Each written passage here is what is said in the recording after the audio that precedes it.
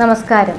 Clipper 28-ൻ്റെ ഗ്രഹവൈദ്യത്തിലേക്ക് എല്ലാ മാന്യപ്രേക്ഷകർക്കും സ്വാഗതം. Wish you all A very happy and prosperous new year. പലരുടെയും ആവശ്യപ്രകാരം ഞാൻ ഇന്ന് പറയാൻ ആഗ്രഹിക്കുന്നത് ചുമയെപ്പറ്റിയാണ്. ചുമ എന്ന് പറഞ്ഞാൽ നമ്മുടെ ശ്വാസനാളത്തിലുള്ള ആവശ്യമില്ലാത്ത വസ്തുതകളെ പുറന്തള്ളാനുള്ള ശരീരത്തിൻ്റെ ഒരു പ്രക്രിയയാണ് നമ്മൾ ചുമ എന്ന് പറയുന്നത്. കഫം ധാരാളമായി കെട്ടുമ്പോഴാണ് സാധാരണഗതിയിൽ ചുമ കൂടുതലായി ഉണ്ടാകുന്നത്. ശ്വാസനാളത്തിലെ തടസ്സവും ചുമയുണ്ടാക്കുന്നു. പുകവലി ചുമയുണ്ടാക്കുന്ന ഒന്നാണ്. ചുമ തനിയെ നോക്കുമ്പോൾ വലിയൊരു അസുഖമായി കണക്കാക്കേണ്ടതില്ല എങ്കിലും മറ്റു പല രോഗങ്ങളുടെയും ലക്ഷണങ്ങളായിട്ട് വരാവുന്നതാണ്. അതായത് ജലദോഷം, ഫ്ലൂ, അതുപോലെ തന്നെ നമ്മുടെ വേംസിൻ്റെ പ്രോബ്ലംസ്, ബ്രോങ്കൈറ്റിസ്, ന്യൂമോണിയ, ആസ്തമ, പിന്നെ TB, ഡിപ്തീരിയ, ഹാർട്ട് ട്രബിൾസ് ഇങ്ങനെയുള്ള രോഗങ്ങളുടെ ലക്ഷണങ്ങളായിട്ടും ചുമ വരാവുന്നതാണ്. അതുകൊണ്ട് തന്നെ നമ്മൾ അല്ലെങ്കിൽ ചുമയുടെ റിയൽ കോസ് കണ്ടുപിടിച്ച് ട്രീറ്റ്മെൻറ്റ് ചെയ്യേണ്ടത് വളരെയധികം അത്യാവശ്യമാണ്. അപ്പോൾ ചുമയുടെ കാരണം എന്താണെന്ന് കണ്ടുപിടിച്ച് ട്രീറ്റ്മെൻറ്റ് ചെയ്യുക. അതല്ലെങ്കിൽ ഈ പറഞ്ഞ രോഗങ്ങളൊന്നും അല്ല എന്നുണ്ടെങ്കിൽ ഈ പറയുന്ന ആയുർവേദിക് ഹോം റെമഡീസ് നിങ്ങൾക്ക് ട്രൈ ചെയ്യാവുന്നതാണ്. ഒന്നാമതായിട്ട് തുളസിയില ഇട്ട വെള്ളം തിളപ്പിക്കുക, ആവി കൊള്ളുക, കഴുത്തിനും അതുപോലെ തന്നെ നെഞ്ചിനും ചൂട് പിടിക്കുക. ഒരു പ്രഥമ ശുശ്രൂഷ പോലെ ആശ്വാസം ലഭിക്കുവാൻ ഇത് സഹായിക്കും. അതുപോലെ ചുക്ക് പൊടിച്ചതും തേനും കൂടി മിക്സ് ചെയ്ത് കഴിക്കുന്നത് ചുമയ്ക്ക് വളരെയധികം നല്ലതാണ്. അതുപോലെ ചെറുതിപ്പല്ലി, കൽക്കണ്ടവും തേനും ചേർത്ത് കഴിക്കുന്നതും വളരെയധികം ആശ്വാസം തരുന്ന ഒന്നാണ് ചുമയ്ക്ക്. അതുപോലെ ഉള്ളി തനിയെ കടിച്ച് ചവച്ച് അതിൻ്റെ നീര് നമ്മൾ ഇറക്കുന്നതും ചുമയ്ക്ക് വളരെയധികം, അതുപോലെ കഫക്കെട്ടിനും ഇത് വളരെയധികം പ്രയോജനം ചെയ്യുന്ന ഒന്നാണ്. അതുപോലെ തന്നെ കുരുമുളക് പൊടിച്ച തേന് ചേർത്ത് പലതവണ നമ്മൾ കഴിക്കുന്നതും വളരെയധികം നല്ലൊരു ട്രീറ്റ്മെൻറ്റാണ്. കൽക്കണ്ടം, ചെറുനാരങ്ങ നീര് ചേർത്ത് കഴിക്കുന്നതും ചുമയും നമ്മുടെ കഫക്കെട്ടും ഒക്കെ മാറി കഫം ഇളകി പോകാനും വളരെയധികം ഹെൽപ്പ് ചെയ്യുന്ന ഒരു ട്രീറ്റ്മെൻറ്റാണ്.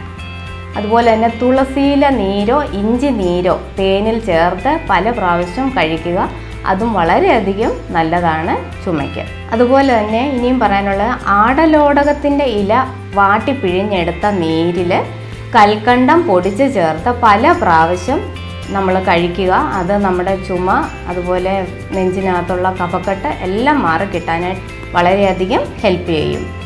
പിന്നീട് ചുക്ക്, ജീരകം, ഏലക്ക എന്നിവ സമം പൊടിച്ച് കൽക്കണ്ടം ചേർത്തോ അല്ലെങ്കിൽ തേനിൽ ചാലിച്ചോ പല പ്രാവശ്യം കഴിക്കുക.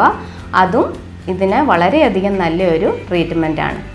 പിന്നീട് മുരിങ്ങയില കുറച്ച ഉപ്പും 1/2 ടീസ്പൂൺ കുരുമുളക് പൊടിയും ചേർത്ത് ചതച്ച് പിഴിഞ്ഞ് 1 ഔൺസ് അതിൻ്റെ നീരെടുക്കുക.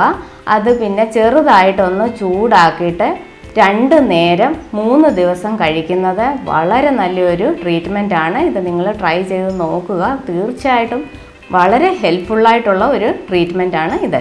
അതുപോലെ രാവിലെ വെറും വയറ്റിൽ നമുക്ക് ചെയ്യാൻ പറ്റുന്ന ഒരു ട്രീറ്റ്മെൻറ്റാണ് ചുമയ്ക്ക് വേണ്ടിയിട്ട്.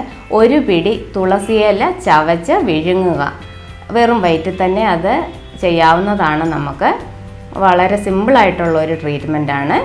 അതുപോലെ തന്നെ 1 ഔൺസ് തുളസി നീരും തേനും ചേർത്ത് അതും രാവിലെ വെറും വയറ്റിൽ കുടിക്കുന്നത് വളരെ നല്ലൊരു ട്രീറ്റ്മെൻറ്റാണ്. ഇനിയും പറയാൻ പോകുന്നത് അലർജിക്കും നമ്മുടെ ചുമയ്ക്കും ഒരുപോലെ ഫലപ്രദമായ ഒരു ട്രീറ്റ്മെൻറ്റാണ്.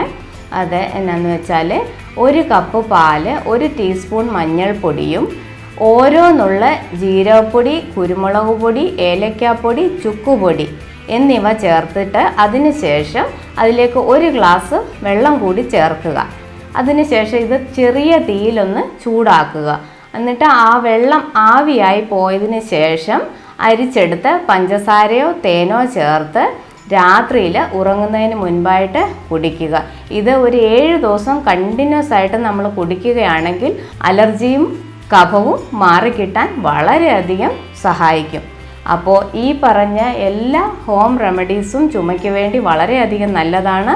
ഒരു സൈഡ് എഫക്ട്സുമില്ല. തീർച്ചയായിട്ടും നിങ്ങൾ എല്ലാവരും ഇതെല്ലാം ട്രൈ ചെയ്ത് നോക്കണം. So see you next time. Till then, take care. Bye bye. This is Bindu Ajit signing off from Clipper 28.